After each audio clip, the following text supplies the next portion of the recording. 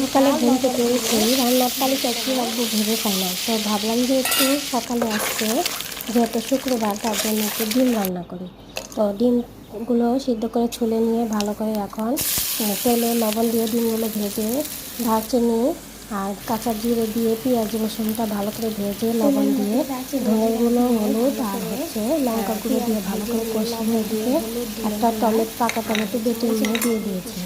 তারপর এটা ভালো করে কষিয়ে নিয়ে এখন রান্না করব ডিম কষা কষা করে ডিম রান্না করবো। তার জন্য আলুটা ছোটো আলু সিদ্ধ করে ছেড়ে নিয়ে কষিয়ে ডিমটা দিয়ে অল্প জল দিয়ে আর নামানোর আগে দিয়েছিলাম ভাজা জিরা বাটা আর কাঁচা লঙ্কা আর দিয়েছিলাম গরম মশলা বাটা। খেতে কিন্তু ডিমের ঝোলটা অসাধারণ হয়েছিল।